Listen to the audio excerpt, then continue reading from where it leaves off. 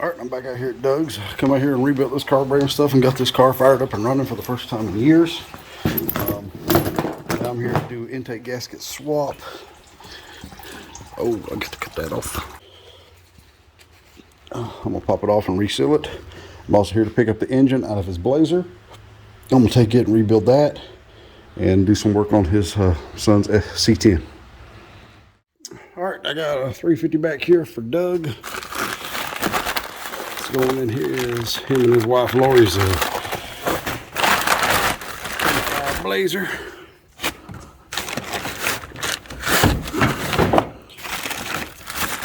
Get her out, get her tore down, and freshen her up. One with roller cam and all kinds of stuff. Aluminum heads. Should be good. Let me get her out of here. Whew. What a mess. Alright, got Doug's 350 on the stand. I had to sort all my stuff out and get my little roll around table, so I put all his parts on there. Got the water drain out of the block, what's left out of these channels right there. Yeah, this is the only way to get all the water out of a small block or big block Chevy. Pull these out and it will drain. And you got to pull both sides because they're separate. It just won't all come out of one. You got to drain both of them. All right, there's a look at it right quick before I tear it down. I said this engine is for Doug. This engine is actually for his wife. Lori, I believe is her name. It's more for her than it is for him. So I'm just gonna call it Lori's small block build. But fixing to tear it down. I have tore into a lot of small blocks in my life, but wow. Look at the amount of sludge and buildup in this thing. That is crazy. That's just proof right there. A small block Chevrolet will run forever. These valve seals are gone. Whew. I don't even know what heads these are. Can't even find the casting number on them. That's impressive. All right, got the intake gasket off. That sucker was like welded. But don't matter, going to a new set of aluminum heads. The inside don't look that bad. Well, it does back in there. But shoo, I wonder what the oil pan's gonna look like.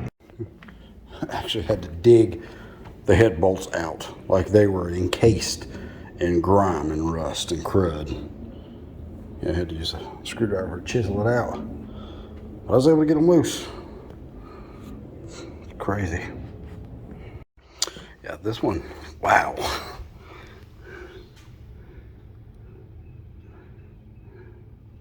Look at that. That's crazy. It's very rare you pull a motor down that has never been apart before. I still got the factory shim head gasket on it. Things was all clogged up.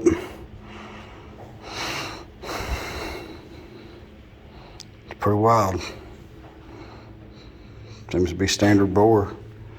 No, just a little bit of ridge ring, nothing major. I can clean that up. But these cylinders are slick as glass. So you're gonna need a hone for sure. All right, 4-inch bore, and it is 3/4 stroke. Just measured the stroke, brought it up all the way top dead center, and then run it down till it stopped. 3.48. All right, got the top end off of it, got the pan off, lots of crud in the pan. 4-bolt, which is awesome. I mean, it should be because it's a truck motor. Out of that K5 Blazer.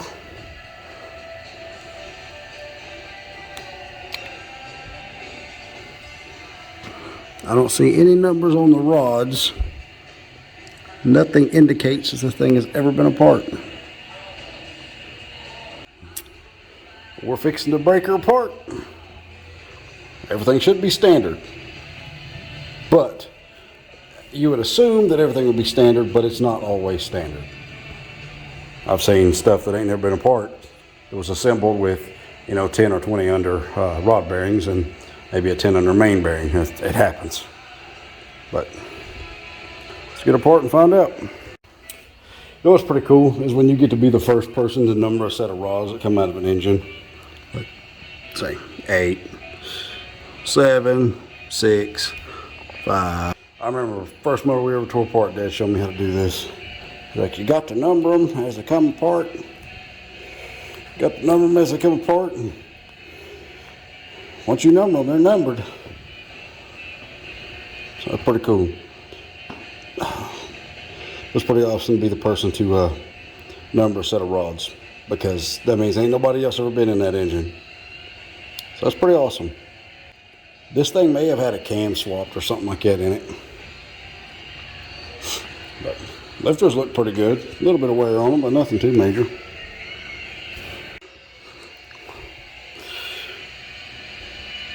There's a bearing out of it. It's had some heat in it, but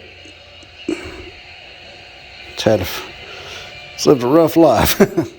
But it's not bad. Looks like it's had water.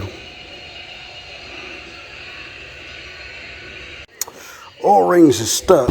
That's why this thing smokes so bad. I mean, they are stuck.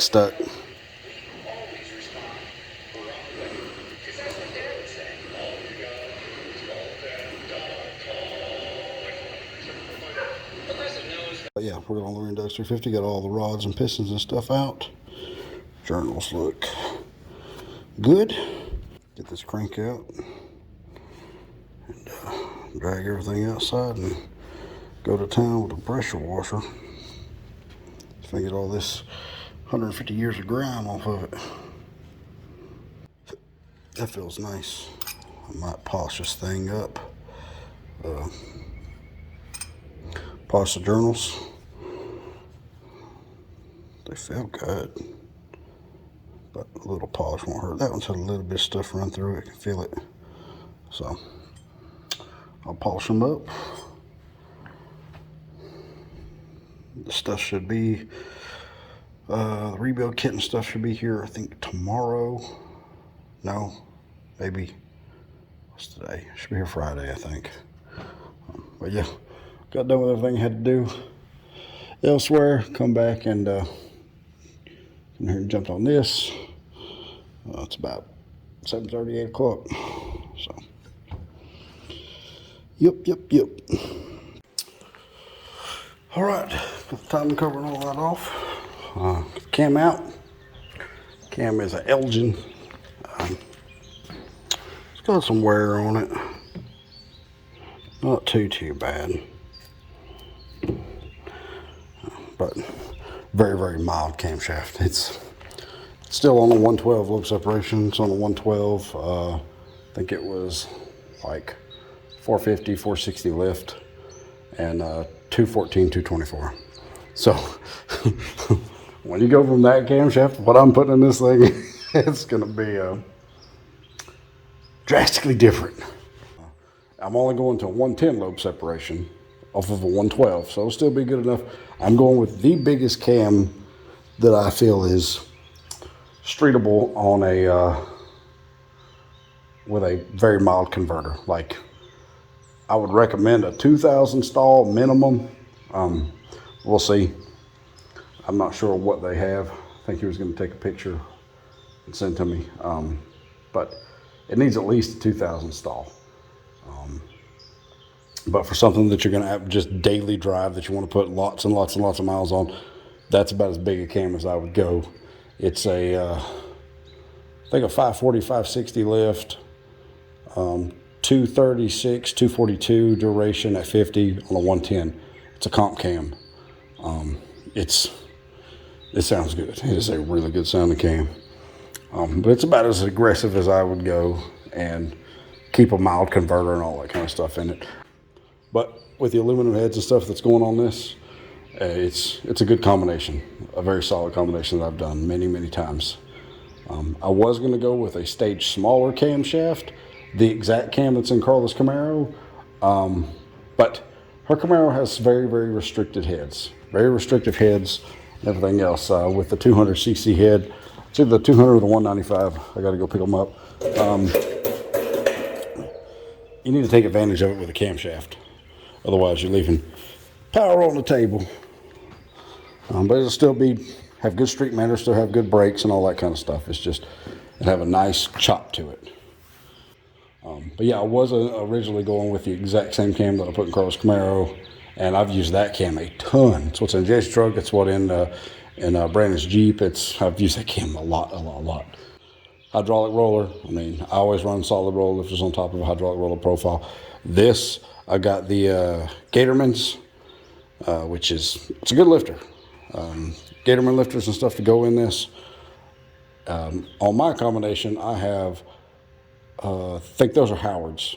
In that motor, there's Howards. In my 355, they are Comp Cam Endurex, where they have the oiling, but they're solid. But I always run, on my racing stuff, I always run a solid lifter on hydraulic profiles, or I'll run a solid roller profile with a solid roller lifter.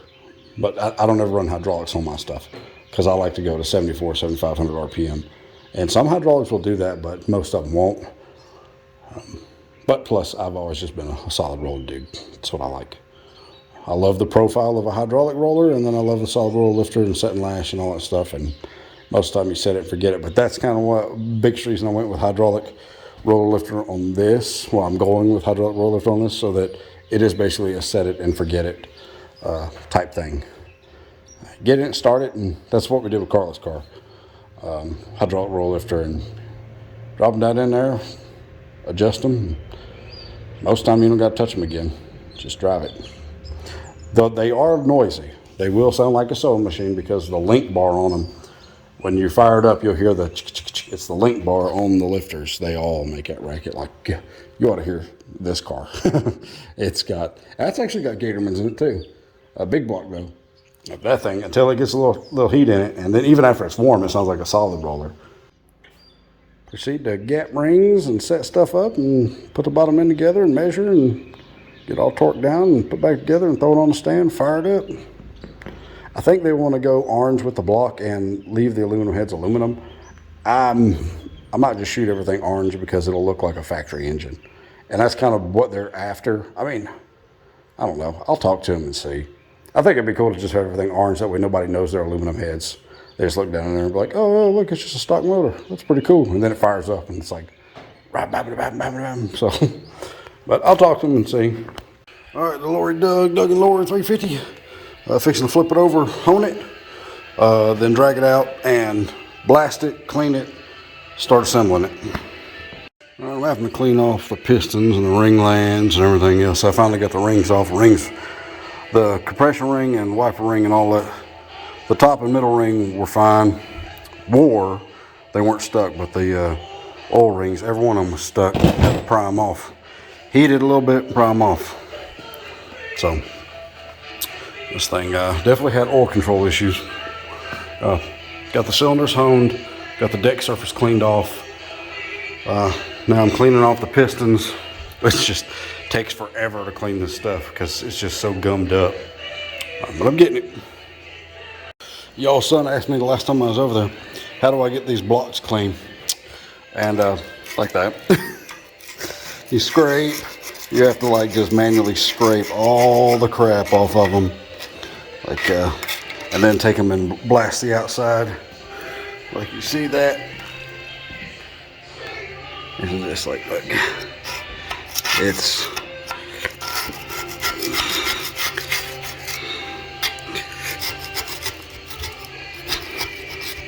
yeah, you just gotta manually scrape all that grime off and then blast everything.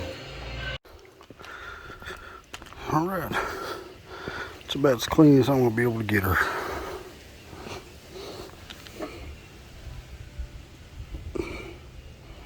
Be good enough. All right, got the block all cleaned up. See where it's stripped down just the bare metal. lot of work to get to that point. A lot of scraping and cleaning, and then pressure washing. But it's about as good as I'm going to be able to get it. That way the paint will bind to it good. I just got to dab it dry and wipe the cylinders up because I left the WD-40 that I used to hone. I'll show you. When I hone them, before I clean them, I leave all the WD-40 and all that stuff in there so that, see? Well, I'll try it out. And ain't no moisture gets on the cylinder. See? Nice hatching. Should be good. All right, everything's cleaned up, everything's honed. Fixing to drop the new bearings and stuff in. Got Kings. They're good bearings. Perfect for this combination. This is a little bit of a softer bearing versus like bearings I use on a forged crankshaft for drag racing. These are softer to allow a little bit of give as far as debris and stuff like that, where a harder bearing isn't going to have that much forgiveness. So these are good for daily driving and cruising, and anything less than about 500 horsepower, I'll throw these in it. All right, get the new main bearings and stuff in. Got to grab the crankshaft, drop the crankshaft back in there, and check the end play on it. All right. Inners are 70, outers are 65. End play is set, 6 thousandths. Oh, that is nice right there. Very nice. Feels great.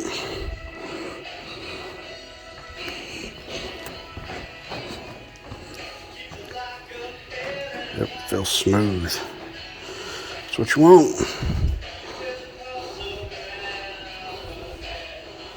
Yep. All right. Done took the hammer, seated the main bearing, torque everything down. In play set 6 thousandths in play, which I could probably set the thing back up. See that right there? This dial indicator. Put the dial indicator on the end of the crankshaft right here, and you push it back and you push it forward, and you sand the thrust bearing to get the clearance you need. Anywhere 5 to 8. All right, went to 45 foot-pounds on these. 20, 30, 45. Everything feels good.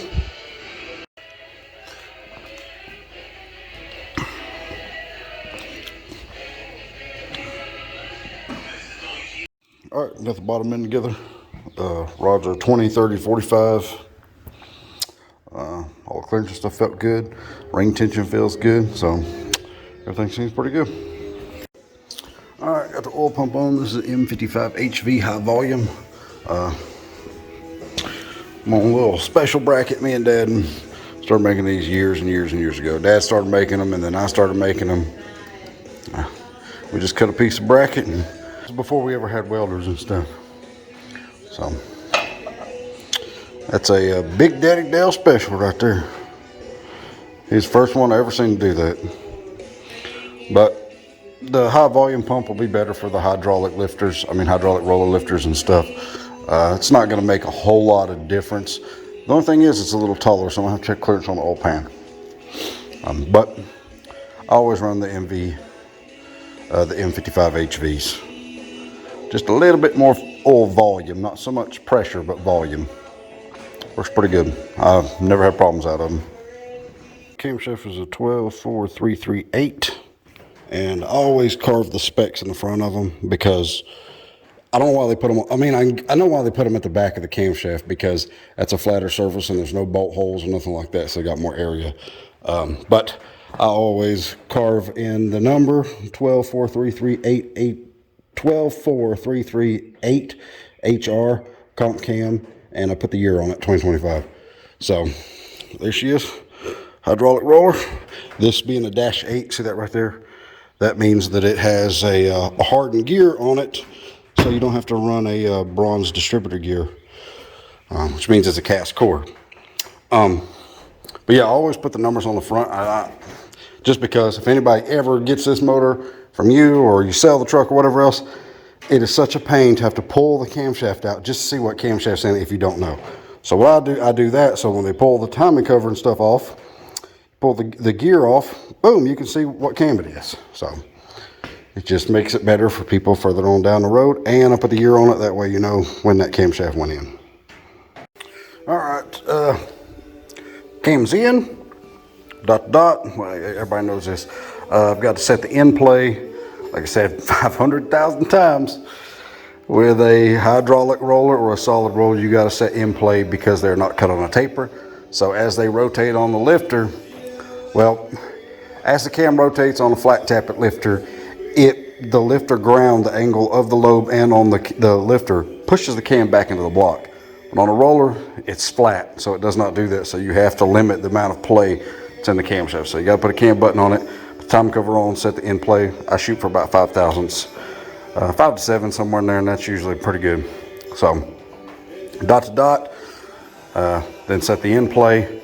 Then I can throw the chain on it and blue Loctite, and the lock plate and the cam button and all that stuff will be good. Put the cover on, and then it'll be set.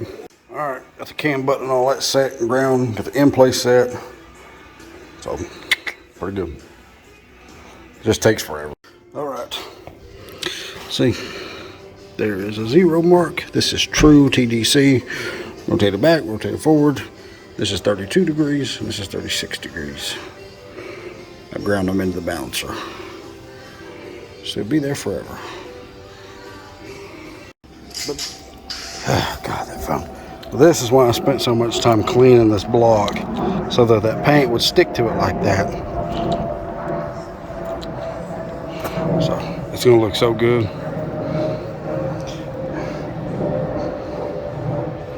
And the heads need to be orange too. Just a full-on orange small block Chevy. Look like a stock engine. All right, block is all painted. There you go, back in there. You can still see 36, 0. But I'm gonna mark all that with yellow paint. But man, it looks good. The paint I got wasn't cheap. It's what is that? VHT. Good stuff right there. Covers so good.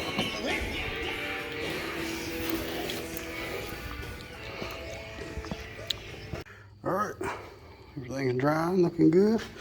Trying to clean the intake up. That sucker is just, it will not clean up. What's funny is this is Edelbrock and so is this one, and they both got the same thing going on. Like this is my Dominator Edelbrock. It's like the outside surface starts to corrode or something. Oh, God. But this one's done the same thing. Oh, pretty weird. He's got a brand new, I think EPS. I think power band on that thing's like idle to 5500 or something. So I could throw a 1-inch spacer on that, and that'd be perfect for the cam. Oh my God, people. All right, got the aluminum heads and stuff unwrapped. I had to spray them with brake cleaner to get all that coating off of them where they're in the bags. Really debating about painting them orange. I think it'll look really good. That is a 200cc, 64cc combustion chamber. Springs are 1.43 OD. Installed height is 130 and open pressure is I think 350 or 360. Perfect for a roller cam. Yeah, we'll see.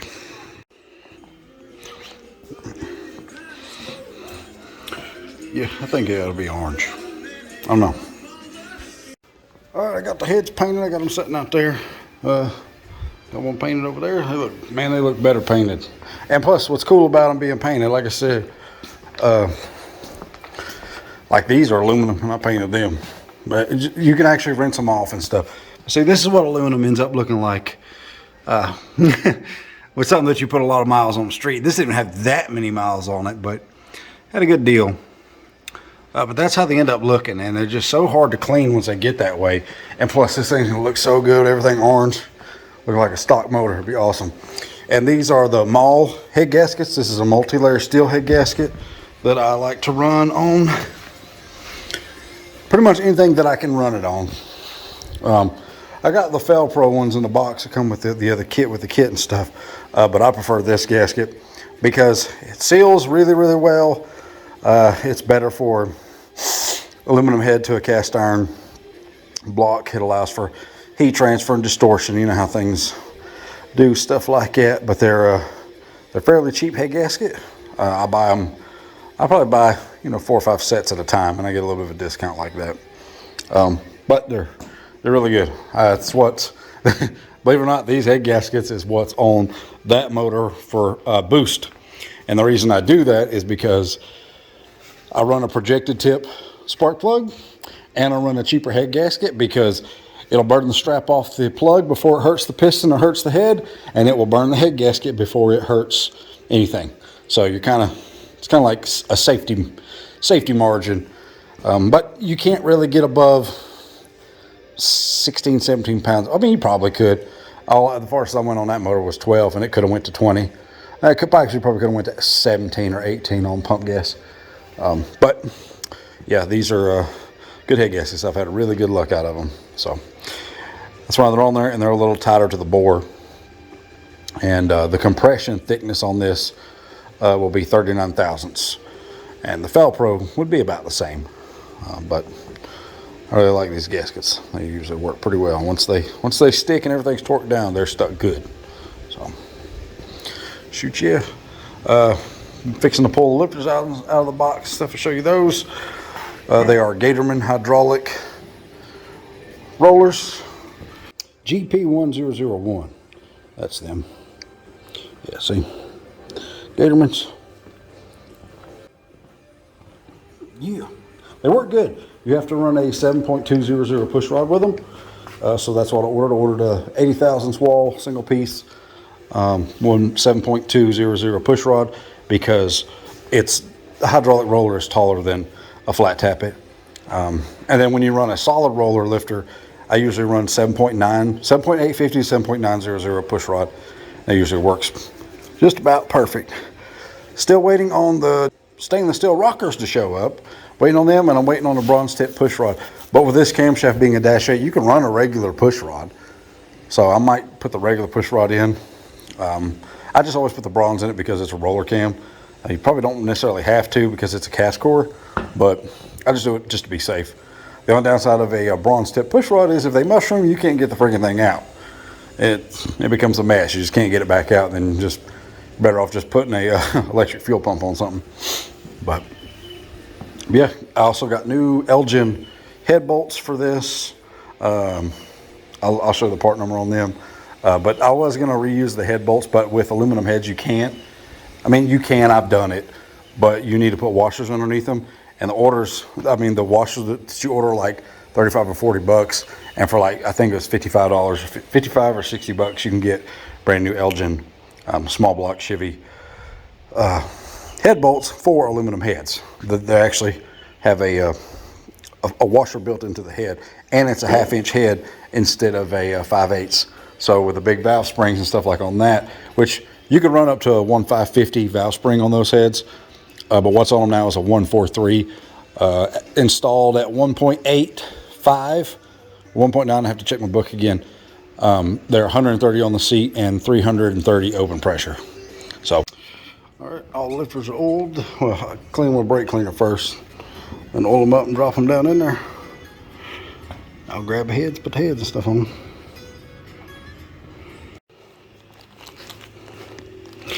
Yeah, see, they already come with thread and sealer and everything on them.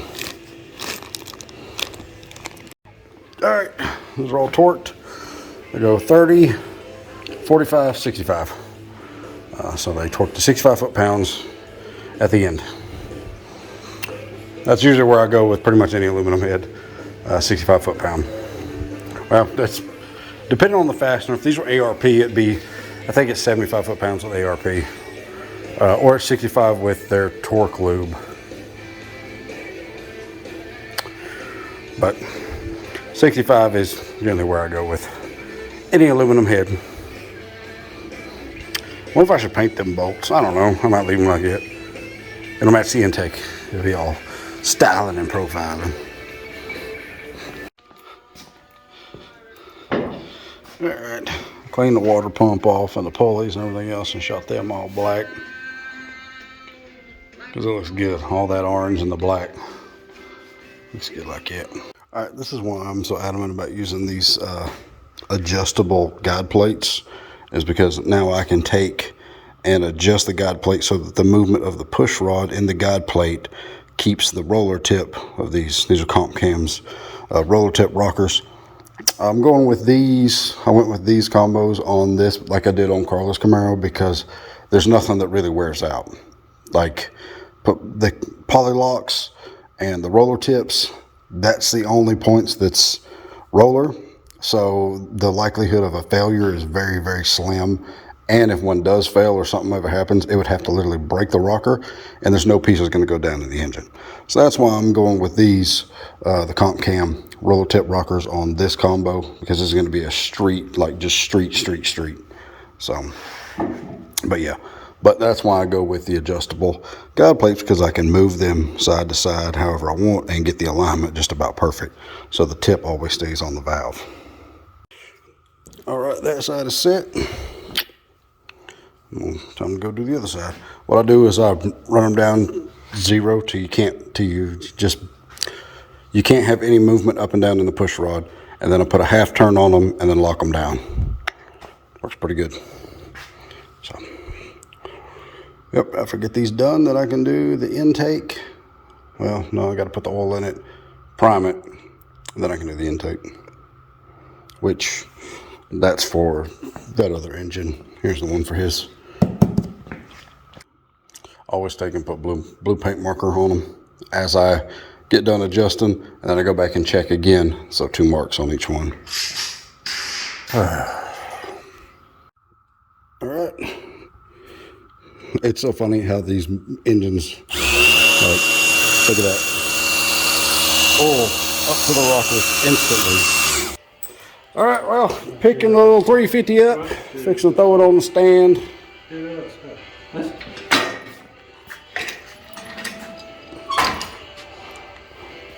Picked it on the stand, got to put the flex plate on, then I can bolt everything up. All right, here is Doug and Lori's 350 with the cam in it that it needed in it. Got a carburetor, come right here and look at everything. Got it on the run stand. Got the carburetor all cleaned up and engines together and all that goodness. We'll fire it up and see what she does. The flywheel on this thing, I need to get a different flywheel because it keeps trying to stay engaged like it's hung.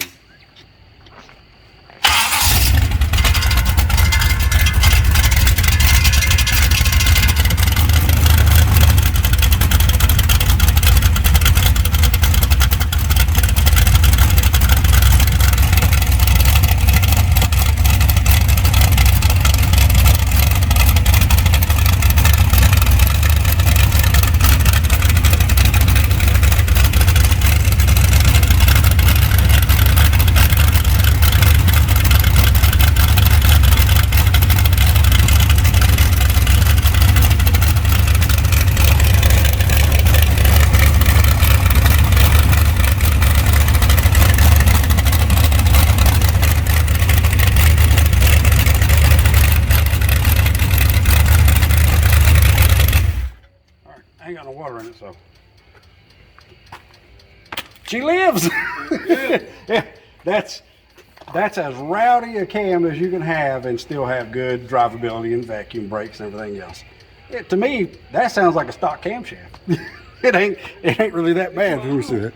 It's mild. Yeah, well, it's not, but to me, in our realm of camshafts, it's very mild. But yeah, it's gonna be good, especially with exhaust on it. And I got baffles in it. Yeah. Got to heat cycle it a few times, but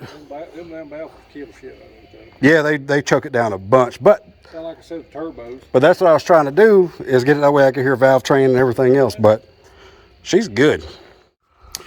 All right, I got to put a different flex plate on this because the one that they sent me, one that I ordered, was 153 tooth. For some reason they sent me the wrong one. Should have been 168 tooth. So I had to throw the old one on so I could start it. And I'll just order a different one. Order 168 tooth. I don't know why they sent me 153. That's just ridiculous. But move this out of the way. But yeah, so when you go to start it, because that flex plate is screwed up, the starter gets hung, and I've shimmed it, and the starter just gets hung, and it'll go king, king, king, and then it'll release. But definitely got to get a new flex plate on this thing. So that'll be the noise that you hear when it first starts up. But that's just because that flex plate is junk. And I thought I had another small block Chevy flex plate, but I think I've used them all. I used to have about 5 or 6 of them new in the packages. I'd buy them in a like wholesale, but I've used them up. I've got an SFI, but this thing don't need an SFI. But it'll start and all that stuff. See, I'm fixing to roll her outside and fire it up and let her run for a minute or so. Make sure everything is good. I got baffles in it. This is not exhaust. This just knocks the real loud pitch out of it. But with full mufflers, this thing sounds good. And I'll play with the idle once I get her warm. I'll bring the idle up, you can hear it, and I'll bring the idle down, you can hear it. She should be good. But this is for Doug and Lori for their K5 Blazer. She's clean. I had an alternator bolted up, and it scuffed the head right there. So I couldn't get a belt system to work with the alternator because there's a short water pump and all my stuff is long water pump. So I just took the alternator back off and painted back over that. So you won't notice that it's scuffed up. Then I just threw a belt on. So roll her outside, put some water in it, fire it up. Also clean the carburetor up. She's all nice now. Not polished, but clean. So everything should be good.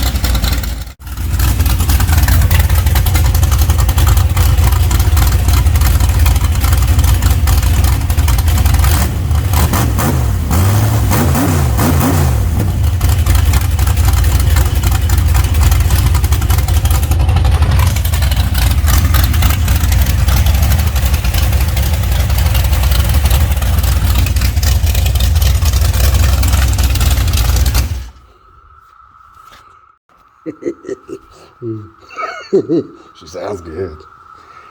With that intake and them heads, this sucker is snappy with that camshaft. It's just awesome.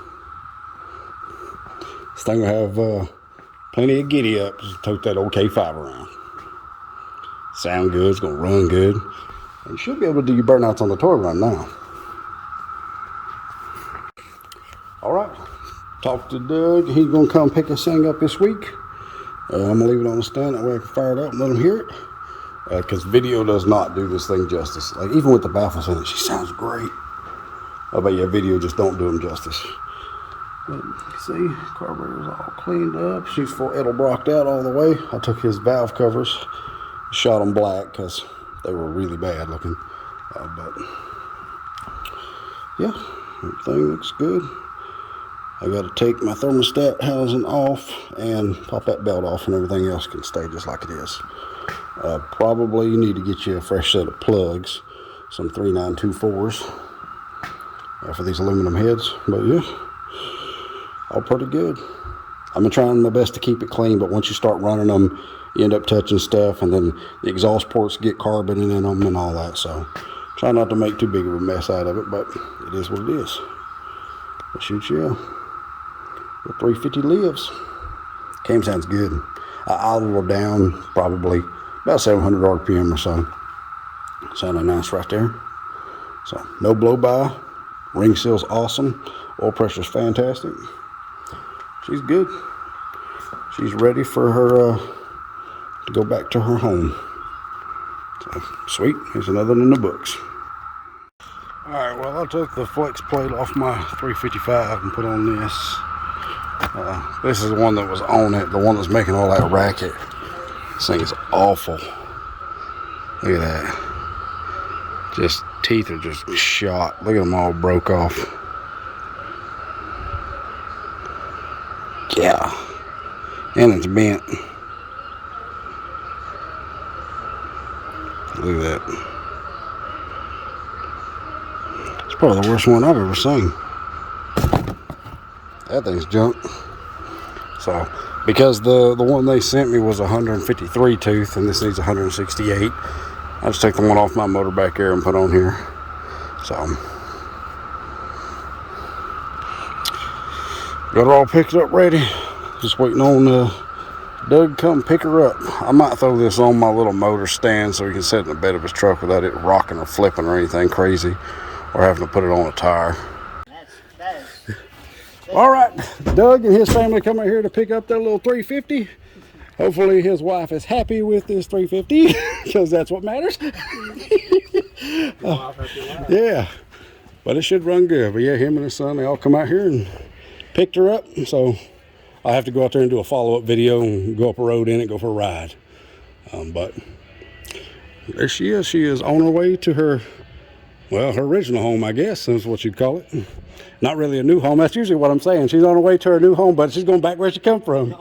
Yeah. Fresh parts back in her old home. Yep. It's going to be awesome. Shoot, yeah. Well, this is it. It's heading to the paint and body shop. All the interior's out. He's going to paint everything. Got new doors. New motor in it.